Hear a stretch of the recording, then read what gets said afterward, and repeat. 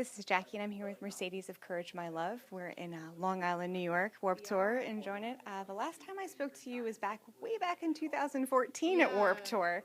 How has the band evolved over the past 3 years? You know, we have new music out finally, so that's great. I think as musicians and artists, we've definitely kind of tried to push outside of the box, and a lot can happen in 3 years, so we've had some other life experiences that may have affected sort of the way we think about music and recording and performing and stuff like that. So, yeah. Awesome. So what are some things that inspired new music on your latest album? Well, when we wrote it, the three of us we were all going through super rough time in our lives. So that was pretty much right after the Vans Warped Tour when we met before. And it kind of worked out that way. It was like the perfect storm. I think people just generally, or at least I am, more creative when I'm going through a rough time or when I'm sad, because everything is so close to the surface. So yeah, it kind of worked out that way, and we started writing. It was about a 2-year process, writing and recording this record, which is long for us. We usually kind of try and pump stuff out quickly, but we really wanted to pay attention to the fine details and fine tune the songs and everything like that. But it's finally out, and we really are proud of it. All right, and it's synesthesia. Yeah, that's right. Good job. Yes, score. So what was the creative process like? How was a song born? Does it start with a riff, a lyric, a beat, something in between? It's always something in between. It's really kind of, sometimes I'll think of a melody and I like to start with the melody and write the lyrics around that. Other times I'll have this idea in my head that I hear this phrase and it sets me off. So yeah, it's kind of whatever happens to inspire you in the moment can start everything off. And so why was synesthesia a poignant title? Oh, yeah.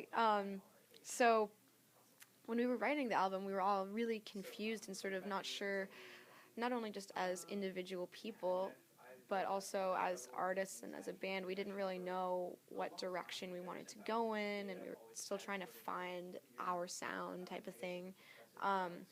And then I was reading this article about synesthesia, the diagnosis where you have a bunch of different senses that are all sort of connecting and stuff. So you'll hear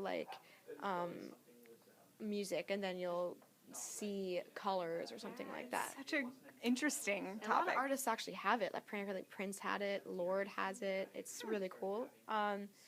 So I just thought that was a really great analogy for sort of turning something that might seem negative at the time into something beautiful. And I also think artists, even if they don't have that condition, every day we get inspired by our stimulus in the outside world and stuff like that. So we definitely wanted it to be a visual album as much as a musical album. So I just thought it was a good analogy for all of that. I would agree with that.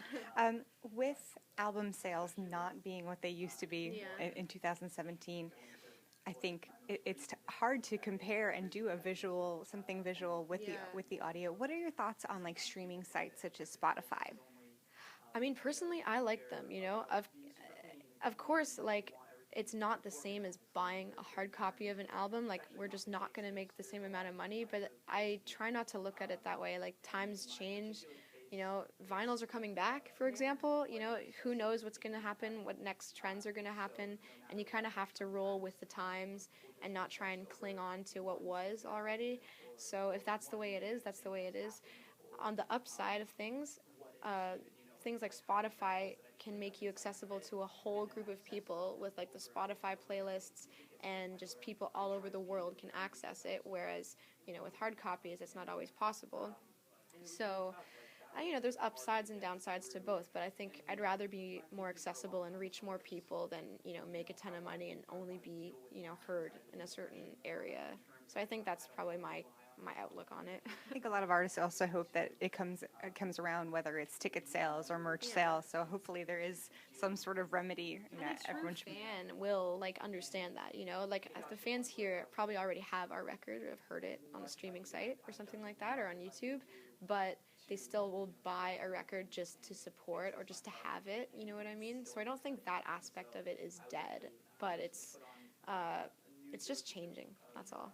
I think we're probably used to listening to an album from start to finish and getting Yeah. the whole idea, and that's, I think, the one thing Spotify Yeah. sometimes lacks. It's more so about singles and playlists. That's what I mean, that's how I use it. I always make playlists and, but I don't know, it's kind of like, I don't mind that. I don't mind being grouped in with other artists that people think that we vibe with or we're similar with. It's kind of cool to see that at the same time, so. And you've got Warped Tour here. Why do Warped Tour now? Warped Tour, I think, like, festivals like this are more important than ever at the social climate that things are at right now, because it's all about just like leaving whatever issues or baggage you have at the door, or at the gates I should say, and just coming here. Everyone's here to have a good time. It's really unifying experience because there's so many different types of music here, a lot of different types of people who show up, all ages, all genders, all races, it's not about that. It's about like coming together, having fun. We're all here for the same purpose, and I think, to me, that's what music is about. It's a really unifying thing. So festivals like this are just sort of highlighting that, and I'm happy to be a part of it. Excellent. Yeah, I think we first met way back maybe 2013 at like CMJ, Yeah. which isn't so much for the listeners, it's more for the artists. So I think that's definitely much different. So we're going to do a couple of rapid fire questions. All right. Give fans an idea of just some things about that you're thinking. For sure. So if I weren't a musician, I'd be a... I would probably work as an activist. I'd probably be in like conflict studies or something like that, peace and conflict studies. My music idol is... Radiohead. So anything Tom York does, basically. the best part or perk of being a musician is? Having like a, oh my god. I wasn't expecting. That was not a perk. That's not that. It might be a perk. I don't know. Let me try and think. Having an outlet, I think, is probably my favorite. Is the best. Getting to meet fans and sort of get energy from them. They give us energy. We give them energy, and then writing everything down in a song and having other people hear it and understand it, I think, is probably the best part. Other than getting shot with a Nerf rifle, what are some of What are some of the most challenging things about being a musician? I think you are your own worst enemy sometimes.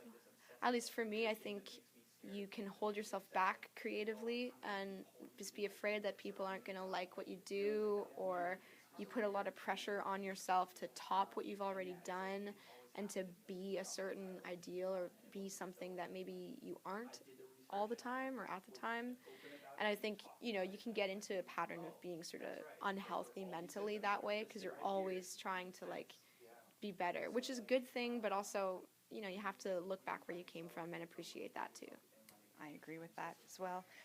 We'll do one more. If I could collaborate with someone outside of my genre, it would be? Wow. Crystal Castles are really cool, and they're kind of like really experimental pop, but like really dark sounds, and I have always been really inspired by their synth tones and just like vibes that they make, so it would be great just to learn more about that and get to be on one of their songs. And I think in the fall you're working with a fellow Canadian cymbal player? Yeah, that's right. Yeah, we are. And we're so pumped because it's like the 10-year anniversary of their first album. So we're happy to be part of it. We're direct support. They're Canadian icons. And a couple of the shows have already sold out. So I'm just hoping it's a really fun tour. Sounds like it's going to be a lot of fun. Yeah. Stay tuned for much more from Courage My Love. This is Jackie, thanks to Chorus FM and One Avenue.